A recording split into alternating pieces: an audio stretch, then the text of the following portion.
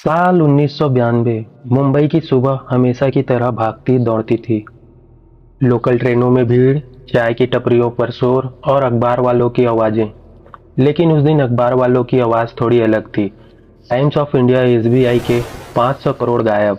Big bull Harshad Mehta का हाथ, जिस आदमी को पूरा देश अपना हीरो मानता था, जिसके एक इशारे पर शेयर मार्केट ऊपर नीचे होता था, जिसकी एक झलक पाने के लिए लोग घंटों इंतजार करते थे, उसी आदमी पर आज इंडिया का सबसे बड़ा फाइनेंशियल स्कैंडल का इल्जाम था। 4,000 करोड़। उस जमाने में जब एक आम आदमी की सैलरी करीब 3,000 महीना थी। लेकिन ये कहानी सिर्फ एक स्कैम की नहीं है। ये कहानी एक ऐसे इंसान की है जो रायपुर की गलियों से निकलकर मुंबई के सबसे ऊंचे पेंट हाउस तक पहुंचा, जिसने प्लास्टिक के स्क्रैप बेचे, सीमेंट की बोरियां उठाई और फिर एक दिन इंडिया का सबसे अमीर और सबसे ताकतवर स्टॉक मार्केट प्लेयर बन गया। यह कहानी है हर्षद शांतिलाल मेहता की, इंडिया के बिग बुल की।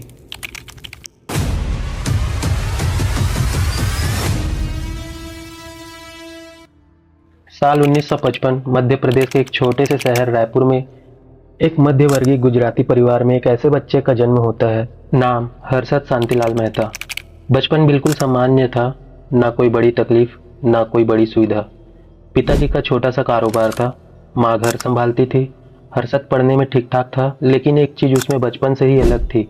वो हमेशा बड़ा सोचता था, बहुत बड़ा। जब उसके दोस्त किसी छोटी नौकरी के सपने देखते थे, हर्षद किसी बड़े बिजनेस की बात करता था। जब बाकी बच्चे क्रिकेट की बात करते थे, हर्षद पैसे और कारोबार की बातें करता था। रायपुर की उन गलियों में, उस छोटे से घर में एक बड़ा सपना पल रहा था। लेकिन 1973 में सब कुछ बदल गया। हर्षद की उम्र महज 18 साल थी और उसी वक्त उसके पिता का बिजनेस धीरे धीरे टूटने लगा। पैसों की तंगी बढ़ने लगी और ऊपर से पिताजी की सेहत भी साथ नहीं दे रहा था। घर में एक अजीब सी बेचैनी थी। हर्षद के लिए यह वो मोड़ था जब वह दो रास्तों में से एक को चुन सकता था, या तो हार मान ले या फिर अपनी किस्मत खुद बनाए। उसने दूसरा रास्ता चुना। मुंबई सपनों का शहर, वो शहर जो हर आने वाले को एक मौका देता है, लेकिन उसी के साथ एक चेतावनी भी है। यह शहर रहम नहीं करता। यहाँ सिर्फ वही टिकता है जो सच में काबिल होता है। हर्षद मुंबई पहुंचा तो उसके पास सिर्फ एक छोटा सा बैग, कुछ 100 रुपए और एक जबरदस्त जज्बा। मुंबई में उसे बीकॉम का दाखिला Lala Lajpat Rai college of commerce में मिल गया। लेकिन हर्षद सिर्फ किताबें पढ़ने नहीं आया था। उसे पता था कि पढ़ाई के साथ साथ पैसे भी कमाने होंगे, और इसीलिए उसने वो किया जो उस वक्त उसके लिए मुमकिन था। उसने प्लास्टिक के स्क्रैप को कलेक्ट करके बेचना शुरू किया। सोचिए जरा, वो लड़का जो आगे चलकर 29 लग्जरी कारों का मालिक बनेगा, वह अभी प्लास्टिक के टुकड़े उठाकर बेच रहा था। फिर उसने सीमेंट की ट्रेडिंग शुरू की। कई बार पैसे बचाने के लिए खुद ही सीमेंट की बोरियां उठाकर डिलीवरी देना जाता था। यही जिद और भूख हर्षद को बाकियों से अलग बनाती थी। कॉलेज के दिनों में ही उनके भाई अश्विन मेहता भी मुंबई आ गए और धीरे धीरे पूरी फैमिली रायपुर छोड़कर मुंबई में बस गई। 1977 में जब कॉलेज खत्म हुआ तो हर्षद के पास बीकॉम की डिग्री थी, और इस डिग्री के दम पर उन्हें न्यू इंडिया इंश्योरेंस कंपनी में क्लर्क की नौकरी मिली। 600 रुपये महीना उस वक्त के हिसाब से यह बुरी नहीं थी, लेकिन हर्षद के सपने बहुत बड़े थे, इसलिए उसको यह बहुत छोटी लग रही थी। उनके भाई अश्विन को आईसीआईसीआई में नौकरी मिल गई। दोनों भाई दिन में नौकरी करते और शाम को मिलकर कोई न कोई साइड बिजनेस ढूंढते। दोनों के मन में एक ही ख्याल था, कुछ बड़ा करना है, कुछ ऐसा जो इन्हें इस साधारण जिंदगी से निकाल दे। 2 साल बीत गए। कई बिजनेस आइडियाज ट्राई किए, कुछ काम किया, कुछ नहीं किए, लेकिन वो बड़ा ब्रेक नहीं आया जिसका दोनों को इंतजार था। और फिर एक दिन 1980 में हर्षद मेहता पहली बार बॉम्बे स्टॉक एक्सचेंज गया। बॉम्बे स्टॉक एक्सचेंज, दलाल स्ट्रीट, मुंबई का वो हिस्सा जहां हर रोज करोड़ों रुपए बनते और डूबते थे। जब हर्षद पहली बार उस ट्रेडिंग रिंग में गया तो उसने जो देखा वो उसके लिए किसी जादू से कम नहीं था। बड़ा सा हॉल, सैकड़ों लोग, चिल्लाना, हाथ हिलाना, नंबर चिखना। ऐसा लग रहा था जैसे बड़े से जंग के मैदान में लड़ रहे हों। लेकिन इस लड़ाई का हथियार था दिमाग और इनाम था पैसा। हर्षद को उसी पल समझ आ गया, यही जगह है, यही उसकी किस्मत बदलेगी। उस वक्त बीएसई में ट्रेडिंग का तरीका आज से बिल्कुल अलग था। कोई कंप्यूटर नहीं था, कोई इलेक्ट्रॉनिक सिस्टम नहीं था, सब कुछ मैन्युअली होता था। ट्रेडिंग रिंग में जाकर शेयर्स खरीदे और बेचे जाते थे और इस रिंग में सिर्फ दो तरह के लोग जा सकते थे, ब्रोकर और जॉबर। जॉबर का काम होता था ब्रोकर्स और क्लाइंट्स के बीच बिचौलिए का काम करना, शेयर खरीदना बेचना, हर ट्रांजैक्शन पर थोड़ी थोड़ी कमाई। हर्षद ने ठान लिया मुझे जॉबर बनना है, लेकिन यह इतना आसान नहीं था। जॉबर बनने के लिए एक सीनियर ब्रोकर की सिफारिश चाहिए थी। हर्षद ने पी अंबालाल नाम के एक ब्रोकर से संपर्क किया, काफ़ी मिन्नतें की, काफ़ी कोशिशें की। आखिरकार उसे जॉबर का बैच मिल गया। पहला दिन हर्षद ट्रेडिंग रिंग में उतरा। जोश था, उत्साह था, लेकिन ट्रेडिंग रिंग उत्साह से नहीं चलती। यहाँ चलती है समझदारी और चतुराई। पहले ही दिन 2000 का नुकसान। उस जमाने में 2000 कोई छोटी रकम नहीं थी। एक झटके में 1 महीने की कमाई गायब हो गई। अगर कोई और होता तो हार मान लेता, लेकिन हर्षद के लिए यह एक सबक था। उसने उस नुकसान को एनालाइज किया, आखिर कहाँ गलती हुई, कहाँ चूक हुई।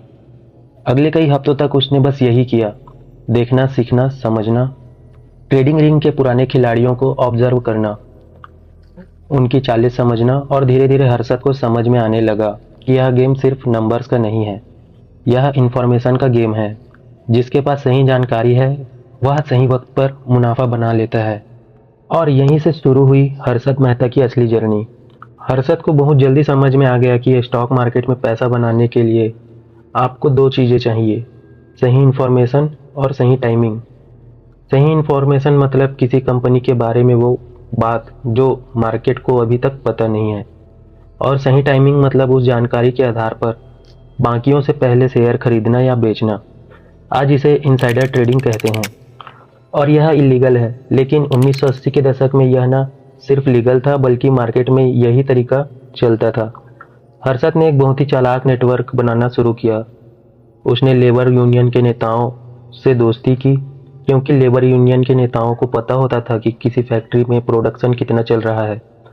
अगर किसी कंपनी का प्रोडक्शन बढ़ रहा है तो मतलब उसका मुनाफा बढ़ने वाला है, और अगर प्रोडक्शन घट रहा है या लेबर स्ट्राइक होने वाली है तो शेयर का भाव गिरने वाला है। हर्षद को यह जानकारी बाकी सबसे पहले मिलती थी, क्योंकि हर्षद ने ऐसा नेटवर्क बना लिया था। अगर प्रोडक्शन बढ़ाता, हर्षद शेयर खरीद लेता। अगर लेबर स्ट्राइक पर जाने वाली होती, हर्षद पहले ही शेयर बेच देता। यह था इनसाइडर ट्रेडिंग और हर्षद इसमें माहिर हो गया था। लेकिन हर्षद यहीं नहीं रुका, उसने एक और तरीका खोजा, पंप एंड डंप। यह कैसे काम करता था, ध्यान से सुनिए। हर्षद किसी ऐसे शेयर को ढूंढते जो अपेक्षाकृत छोटा हो, जिसका मार्केट कैप बड़ा न हो। फिर वह उस शेयर के बहुत बड़ी मात्रा में खरीदारी करता। जब कोई एक ही शेयर को इतनी बड़ी मात्रा में खरीदने लगी तो मार्केट में उसकी सप्लाई कम हो जाती है, यानी डिमांड ज़्यादा सप्लाई कम, तो उस शेयर का भाव अपने आप बढ़ने लगता है। जैसे जैसे भाव बढ़ता है बाकी लोग सोचने लगते हैं कि यह शेयर क्यों बढ़ रहा है, ज़रूर कोई खबर होगी, और वह भी खरीदने लगते हैं, जिससे भाव और बढ़ जाता है। और जब भाव काफ़ी ऊपर चला जाता है तो हर्षद अपनी होल्डिंग बेच देता है और बहुत बड़ा मुनाफा कमा लेता है, और बाकी लोग ऊपर खरीदकर फंस जाते। जब हर्षद अपने शेयर बेचने लगता तो भाव गिरने लगता और आम निवेशक नुकसान में रोते हैं। यह था पंप एंड डंप और हर्षद इसे बड़ी कुशलता से करता। 1980 से 1982 के बीच इन दोनों तरीकों से हर्षद ने काफ़ी पैसे कमाए, इतने पैसे कि वह एक बड़े और आलीशान घर में शिफ्ट हो गए। जिंदगी बदलने लगी थी, लेकिन अभी असली खेल शुरू होना बाकी था। 1982 तक हर्षद मुंबई के स्टॉक मार्केट में एक जाना माना नाम बन चुका था। इनसाइडर ट्रेडिंग और पंप एंड डंप की बदौलत उसके पास अब अच्छी खासी दौलत आ गई थी। उसने एक बड़ा फ्लैट लिया, एक अच्छी गाड़ी खरीदी, परिवार के लिए बेहतर जिंदगी का इंतजाम किया।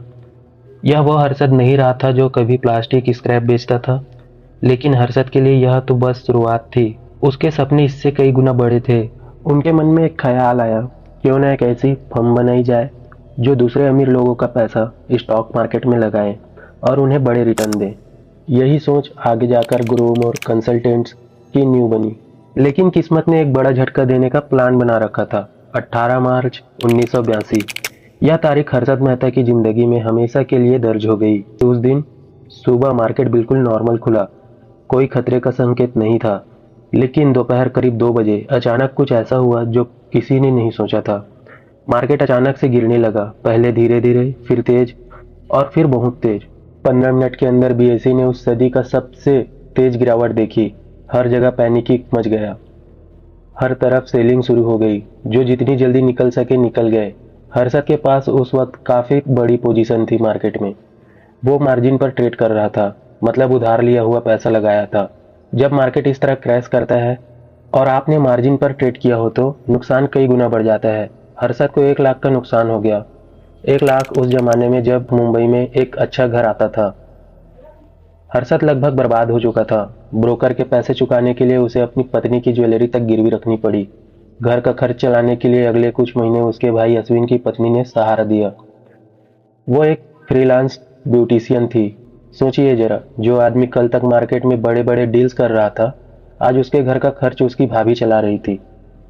यह वह पल था जब अक्सर लोग टूट जाते हैं, हार मान लेते हैं, कह देते हैं यह मेरे बस की नहीं है। लेकिन हर्षद मेहता ने कुछ अलग ही किया। उसने उस तबाही को अपना सबसे बड़ा सबक माना और अगले कुछ महीने बस एक ही काम किया, सोचना, प्लान करना और वापसी की तैयारी करना। जून 1982 ब्लैक थर्सडे के करीब 3 महीने बाद हर्षद और अश्विन ने एक बड़ा फैसला किया। अब की बार मार्केट में सिर्फ अपने लिए नहीं बल्कि दूसरों के पैसे मैनेज करने के लिए वापस उतरेंगे और इसके लिए एक प्रॉपर फर्म खोलेंगे। Growmore research and asset management, यही नाम रखा। सब लोग इसे ग्रोमोर कंसल्टेंट्स के नाम से जानते थे। शुरुआत बहुत छोटी थी, एक छोटा सा ऑफिस, बस 2 भाई और एक बड़ा सपना। शुरुआती कैपिटल के लिए अश्विन के ससुर ने कुछ लाख रुपए दिए। एक सीए ने भी इन्वेस्ट किया।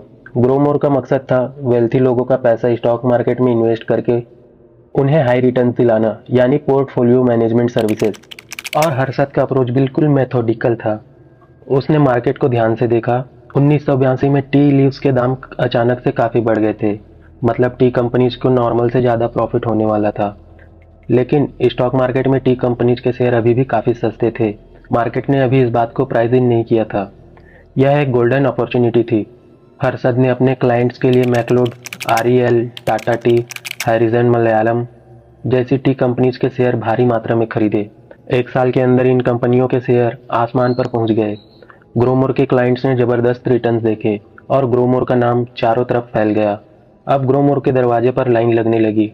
अमीर लोग, बिजनेसमैन, इन्वेस्टर्स सब आना चाहते थे। 1985 तक Growmore India's most talked about brokerage firm बन चुकी थी और हर्षद स्टॉक मार्केट का जादूगर कहलाने लगा। एक समय जिसकी पत्नी की ज्वेलरी गिरवी थी, अब वह लोगों के करोड़ों रुपए मैनेज कर रहा था। लेकिन हर्षद जानता था यह सिर्फ एक पड़ाव है, मंजिल अभी बहुत दूर है। जितनी तेजी से हर्षद का नाम बढ़ रहा था, उतनी तेजी से उसके दुश्मन भी बढ़ रहे थे। स्टॉक मार्केट में एक नाम था जो हर्षद की तरक्की से खुश नहीं था, मनु मनिक। मनु मनिक मार्केट के पुराने और बड़े खिलाड़ियों में से एक था। स्टॉक मार्केट की भाषा में उसे बेयर कहा जाता था। बेयर का मतलब होता है वह ट्रेडर जो शेयरों की कीमत गिरने पर पैसे कमाता है। इसका तरीका होता है शॉर्ट सेलिंग, मतलब कोई शेयर किसी से उधार लो, उसे अभी ऊंचे दाम पर बेचो, बाद में जब दाम गिर जाए तो कम दाम पर खरीद कर वापस कर दो। जो फर्क बचे वो मुनाफा। जहां हर्षद जैसे बुल्स चाहते थे कि मार्केट ऊपर जाए, वही मनु मनिक जैसे बेयर्स चाहते थे कि मार्केट नीचे आए। और जब हर्षद की वजह से मार्केट लगातार ऊपर जा रहा था, मनु मनिक और उसके बेयर गैंग का नुकसान हो रहा था। मनु मनिक बहुत लंबे समय से हर्षद को गिराने का मौका ढूंढ रहा था और वह मौका मिला 1986 में। उस साल फाइनेंस मिनिस्टर वीपी सिंह ने बजट में कुछ ऐसे फैसले लिए जो बिजनेस वर्ल्ड को पसंद नहीं आए। नतीजा, स्टॉक मार्केट गिरने लगा। हर्षद ने उस वक्त एसपीआईसी नाम की कंपनी के शेयर बहुत बड़ी मात्रा में खरीद रखे थे। मार्जिन पर, यानी उधार लेकर जब मार्केट गिरा, एसपीआईसी का भाव भी गिरने लगा और अपॉर्चुनिटी देखकर मनु मनिक और उनके बेयर गैंग ने एसपीआईसी में हैवी शॉर्ट सेलिंग शुरू कर दी। इससे एसपीआईसी का भाव और भी तेजी से गिरने लगा। लेकिन बेयर गैंग यहीं तक नहीं रुका। उन्होंने मार्केट में एक रूमर फैला दिया कि हर्षद मेहता को 1 करोड़ से ज्यादा का नुकसान हो गया है। ग्रोमोर कंसल्टेंट्स बैंकक्रप्ट होने वाली है। हर्षद अपने ड्यूज नहीं चुका पाएगा। यह अफवाह थी, लेकिन स्टॉक मार्केट में अफवाह बहुत जल्दी सच की तरफ फैलती है। ग्रोमोर के क्लाइंट्स में पैनिक मचने लगा। क्या हर्षद सच में डूब गया? क्या हमारा पैसा डूब जाएगा? हर्षद के पास वापस करने के लिए पैसे थे, यह सच था, लेकिन रेपुलेटेड मचाना उतना ही जरूरी था और हर्षद ने एक मास्टर स्ट्रोक चला। बीएसई में ड्यूज चुकाने के लिए 14 दिन का वक्त मिलता था। हर्षद ने 14 दिन में नहीं बल्कि 14 दिन से पहले ही एडवांस में सारे ड्यूज चुका दिए। और फिर यह बात चाय की टपरियों से लेकर ट्रेडिंग रिंग तक हर जगह फैला दी। मार्केट में मैसेज क्लियर था, हर्षद मेहता को डुबोना इतना आसान नहीं है। बेयर गैंग शॉक्ड रह गई, उनका प्लान उल्टा पड़ गया था। लेकिन इस पूरे एपिसोड में हर्षद को 1.5 करोड़ का नुकसान हुआ था। यह एक बड़ा सेटबैक था, लेकिन हर्षद ने एक बार फिर बाउंस बैक किया और इस बार उसने डिसाइड किया कि अब वह सिर्फ एक ब्रोकर नहीं रहेंगे, अब वह एक बड़ा इन्वेस्टर बनेगा। हर्षद के मन में एक सवाल बार बार आता था, स्टॉक मार्केट में बड़े पैसे लगाने के लिए बड़ा कैपिटल चाहिए, और वो कैपिटल कहाँ से आएगा। उसने एक नई दुनिया में झांका, मनी मार्केट। मनी मार्केट वो जगह है जहां बड़े इंस्टीट्यूशन, खासकर बैंक्स, एक दूसरे से शॉर्ट टर्म लोन लेते देते हैं। इन ट्रांजैक्शंस को रेडी फॉरवर्ड डील्स या आरएफ डील्स कहा जाता था। इसे एक सिंपल एग्जांपल से समझते हैं। मान लीजिए एसबीआई के पास 100 करोड़ एक्स्ट्रा है जो वह थोड़े दिनों के लिए इन्वेस्ट करना चाहता है। दूसरी तरफ बैंक ऑफ बड़ौदा है जिसे 15 दिनों के लिए 100 करोड़ की जरूरत है। एसबीआई बैंक ऑफ बड़ौदा को 100 करोड़ देगा, बदले में बैंक ऑफ बड़ौदा एसबीआई को कोटरल देगा, यानी गारंटी के तौर पर गवर्नमेंट सिक्योरिटीज या बॉन्ड्स। लेकिन यह सिक्योरिटीज फिजिकली ट्रांसफर नहीं होती थी। इनकी जगह एक कागज इशू होता था जिसे बैंक रिसिप्ट यानी बीआर कहते थे। यह बीआर बेसिकली एक प्रॉमिस था कि हमारे पास इतनी सिक्योरिटीज हैं और अगर हम लोन नहीं चुका पाए तो यह सिक्योरिटीज आपकी हो जाएंगी। 15 दिन बाद बैंक ऑफ बड़ौदा एसबीआई को 100 करोड़ प्लस इंटरेस्ट लौटाता है। एसबीआई बीआर वापस करता और डील कंप्लीट। इन डील्स को फैसिलिटेट करने के लिए मनी मार्केट ब्रोकर्स होते थे और इन ब्रोकर्स को हर डील पर अच्छी खासी ब्रोकरेज मिलती थी। हर्षद ने सोचा, यह मार्केट मुझे चाहिए, लेकिन वहां भी एक प्रॉब्लम थी। मनी मार्केट पर पहले से कॉर्टेल का कब्जा था। सिटी बैंक, अजय कयान, हेमंत कोठारी जैसे बड़े नाम, यह लोग मिलकर पूरे मनी मार्केट को कंट्रोल करते थे। कोई नया ब्रोकर आए उससे पहले ही उसे बाहर का रास्ता दिखा देते थे। लेकिन हर्षद ने एक चतुराई भरी चाल चली। उसने उन बैंक्स को आइडेंटिफाई किया जो इस कॉर्टेल से खुश नहीं थे। बैंक ऑफ अमेरिका, ए&जेड ग्रेडलिस्ट बैंक, यह बैंक्स चाहते थे कि कोई अल्टरनेटिव ब्रोकर हो। हर्षद ने इन बैंक्स को अपनी ब्रोकरेज सर्विसेज ऑफर की और इन बैंक्स के साथ मिलकर अपना खुद का एक इनफॉर्मल कॉर्टेल बना लिया। 2 साल के अंदर हर्षद मनी मार्केट का भी टॉप ब्रोकर बन गया और अब उसके दिमाग में वो बड़ा प्लान था जो आगे चलकर इंडिया का सबसे बड़ा फाइनेंशियल स्कैंडल बनने वाला था। अब हम उस हिस्से पर आते हैं जो हर्षद मेहता की कहानी को एक ऑर्डिनरी सक्सेस स्टोरी से एक एक्स्ट्रा ऑर्डिनरी और कंट्रोवर्शियल लेजेंड बना देता है। हर्षद ने मनी मार्केट में 2 बड़े लूपहोल्स देखे। लूपहोल एक बैंक के एडवांस पैसों का इस्तेमाल मनी मार्केट में काम करने का तरीका था। कई बैंक्स अपने ब्रोकर को एडवांस में पैसे ट्रांसफर कर देते थे ताकि जब कोई अच्छी डील लाए ब्रोकर तुरंत ट्रांजैक्शन एग्जीक्यूट कर सके। इन पैसों को डील होने तक ब्रोकर के अकाउंट में रखा जाता था। हर्षद ने देखा कि कभी कभी यह पैसे 10 से 15 दिन तक उसके अकाउंट में बिना काम के पड़े रहते थे और हर्षद ने इन पैसों को स्टॉक मार्केट में लगाना शुरू कर दिया। यह टेक्निकली गलत था, यह एक तरफ से पैसों की चोरी थी, लेकिन उस वक्त इसे ट्रैक करने का कोई प्रॉपर मैकेनिज्म नहीं था। Loophole 2 fake bank receipt. दूसरा और सबसे बड़ा लूपहोल था बीआरस का। जब कोई बैंक लोन के बदले बीआर इशू करता था तो कोई यह चेक नहीं करता था कि उस बैंक के पास सच में उतनी सिक्योरिटीज है भी या नहीं।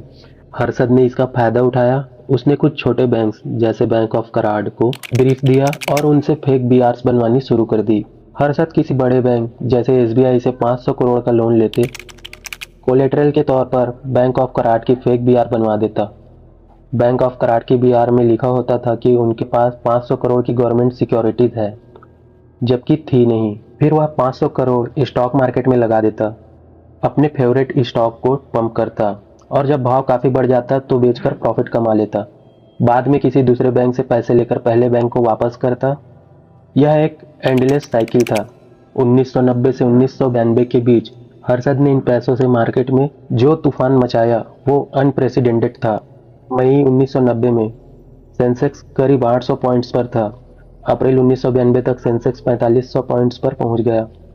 2 साल में 460% की ग्रोथ। अगर हर्षद के फेवरेट स्टॉक की बात करें तो एसईसी का शेयर 300 से बढ़कर 10,000 पार कर गया, यानी कि 33 गुना।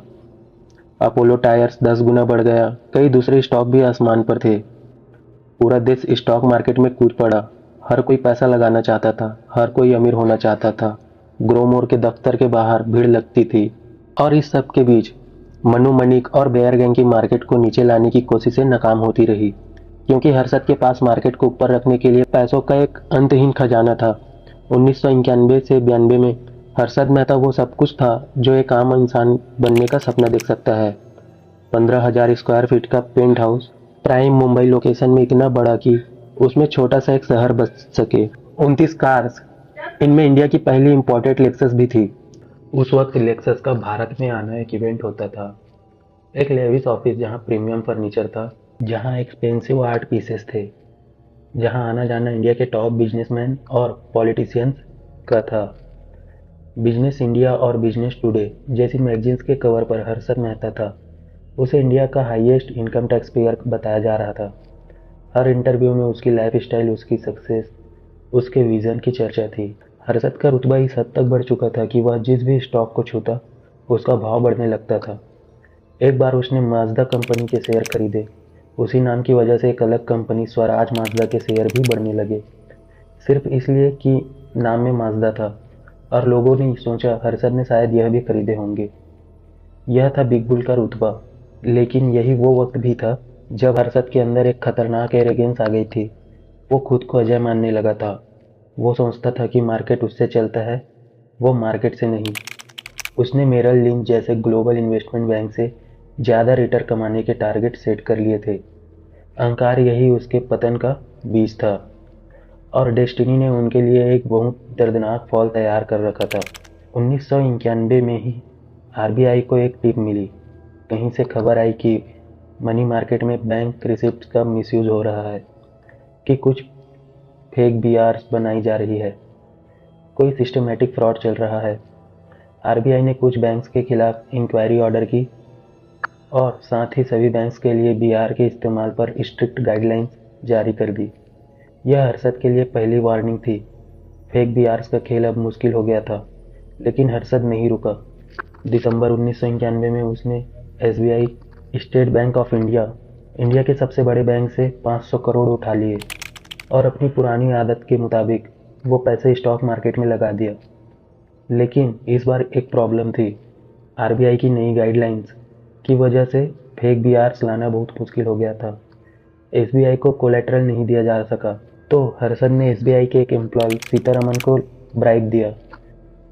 उसे एसबीआई के रिकॉर्ड्स को मैनिपुलेट करने को कहा, ताकि सीनियर एसबीआई ऑफिसर्स को इस 500 करोड़ के गैप के बारे में पता न चले। लेकिन यह सब ज़्यादा दिन नहीं चल पाई। अप्रैल 1992 में एसबीआई के सीनियर ऑफिसर्स को अपने रिकॉर्ड में एक बहुत बड़ा गैप मिला। 500 करोड़ हवा में कहीं थे ही नहीं। एसबीआई ने हर्षद को कन्फ्रंट किया, पैसे वापस करने के लिए प्रेशर डाला। हर्षद के लिए यह एक कैच 20 सिचुएशन थी। एक तरफ उसे 500 करोड़ वापस करने थे, लेकिन वह पैसे स्टॉक मार्केट में फंसे हुए थे। दूसरी तरफ अगर वह स्टॉक बेचता तो एक मार्केट क्रैश होता, 2 कैपिटल गेन्स टैक्स देना पड़ता, 3 और सबसे बड़ी बात, मार्केट को क्रैश होते देखकर लोग समझ जाते कि कुछ गड़बड़ है। हर्षद ने एसबीआई से कुछ और वक्त मांगा और एक दूसरे बैंक एनएचबी से पैसे उठाकर एसबीआई को इंस्टॉलमेंट्स में देने लगा। यह पीटर को रब करके पॉल को पे करने वाला खेल था, और यह खेल ज़्यादा दिन नहीं चल सका। 23 अप्रैल 1992 टाइम्स ऑफ इंडिया में खबर छपी। सुचेता दलाल एक जर्नलिस्ट फाइनेंशियल मार्केट को बहुत करीब से फॉलो करती थी। उसने किसी इनसाइडर से टिप मिली थी कि एसबीआई के अकाउंट्स में बहुत बड़ा फ्रॉड हुआ है और उसके पीछे हर्षद मेहता का हाथ है। सुचेता दलाल ने खबर को वेरीफाई किया, सोर्सेस को कंफर्म किया और फिर स्टोरी छाप दी, जिसने पूरे देश को हिला दिया।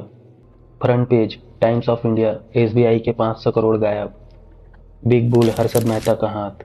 अगले कुछ घंटों में जो हुआ वो अनप्रेसिडेंटेड था। पार्लियामेंट में सरकार के खिलाफ आवाजें उठने लगी। अपोजिशन ने हंगामा किया। फाइनेंस मिनिस्ट्री पर प्रेशर आया। सरकार ने घबराकर एक साथ कई इन्वेस्टिगेशंस ऑर्डर की। इनकम टैक्स, आरबीआई, सीबीआई, और जैसे जैसे जांच आगे बढ़ी, एक एक परत उखड़ने लगी। फेक बीआरस का पूरा रैकेट सामने आया। बैंक ऑफ कराड़ और मेट्रोपॉलिटन एपेटिव बैंक, जिन्होंने फेक बीआरस बनाई थी, उनका पर्दाफाश हुआ। मनी मार्केट की मैनिपुलेशन, स्टॉक मार्केट को आर्टिफिशियल पंप करना, बैंक से इलीगली पैसे लेना, एक के बाद एक सब सामने आने लगा। स्टॉक मार्केट में जो हुआ वो देखने लायक था, लेकिन उस वक्त कोई देखना नहीं चाहता था। मार्केट तेजी से गिरने लगा। हर्षद मेहता के स्टॉक का हाल सबसे बुरा था। एसईसी जो 10,000 पर था गिरने लगा। अपोला टायर्स गिरने लगा। ग्रोमोर के जो स्टॉक्स थे वह सब धड़ाम हो गए और इस क्रैश में डूब गए वो लाखों आम निवेशक जिन्होंने हर्षद के नाम पर, उसके मैजिक पर भरोसा करके अपनी जिंदगी भर की कमाई लगा दी थी। बुजुर्गों ने पेंशन के पैसे लगाए थे, नौकरी पेशा लोगों ने पीएफ के पैसे लगाए थे, किसानों ने जमीन बेचकर इन्वेस्ट किया था, सब डूब गया। बैंक ऑफ कराड़ और मेट्रोपॉलिटन कन ऑपरेटिव बैंक के दोनों कोलैप्स हो गए। जिन लोगों ने इन बैंक्स में अपनी सेविंग्स रखी थी उनका पैसा चला गया। कुल फ्रॉड का आकार 4,000 करोड़ से भी ज़्यादा।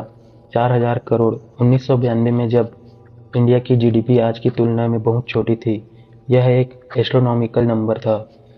जून 1992, उस दिन हर्षद मेहता और उसके भाई अश्विन मेहता को गिरफ्तार कर लिया गया। जिस आदमी के पास 29 कार थी, 15,000 स्क्वायर फीट का घर था, देश के सबसे ताकतवर लोगों के साथ उठना बैठना था, उसे हैंडकफ्स में ले जाया गया। उसका घर, बैंक अकाउंट, कार, सब कुछ सीज हो गया। लेकिन हर्षद आसानी से हार मानने वाला नहीं था। उसने कोर्ट्स में लड़ना शुरू किया, एक के बाद एक लीगल बैटल्स। कभी बेल मिलती, कभी जेल आना पड़ता। इस दौरान उसने कुछ ऐसे बयान भी दिए जिसने पॉलिटिकल हलचल मचा दी। उसने कहा कि उसने तत्कालीन prime minister PV Narasimha Rao को 1 करोड़ दिए थे। यह बयान सच था या झूठ, यह आज भी विवादित है। 9 साल तक लीगल बैटल्स चलती रही और फिर दिसंबर 2001, हर्षद मेहता की उम्र करीब 47 साल, पुलिस कस्टडी में उसने अपनी आखिरी सांस ली। कुछ कहते हैं कि यह नेचुरल डेथ थी, कुछ कहते हैं हेल्थ ने साथ छोड़ दिया। लेकिन सच यह था कि जो आदमी इंडिया के सबसे ऊंची पेंट हाउस में रहता था, उसने अपनी जिंदगी कस्टडी में खत्म की। हर्षद मेहता के इस स्कैम ने इंडिया के फाइनेंशियल सिस्टम को हमेशा के लिए बदल दिया। SEBI securities and exchange board of India को असली पावर्स दी गई। इनसाइडर ट्रेडिंग को क्लियरली इलीगल घोषित किया गया। इलेक्ट्रॉनिक ट्रेडिंग शुरू हुई। बीआरस का सिस्टम बदला गया। बैंक्स पर ओवरसाइट बढ़ाई गई। यानी आज का इंडिया जो relatively better regulated financial market है, उसकी एक वजह हर्षद मेहता स्कैम भी है। उस तबाही से सबक लिए गए, सिस्टम को ठीक किया गया। हर्षद मेहता के जाने के 2 दशक से भी ज़्यादा आज भी उनका नाम लोगों की जुबान पर है। वेब सीरीज बनी, बुक्स लिखी गई, डॉक्यूमेंट्रीज बनी, केस स्टडी पढ़ाई जाती है। लेकिन असली सवाल यह है कि हर्षद मेहता कौन था, एक विलेन, एक हीरो या कुछ और?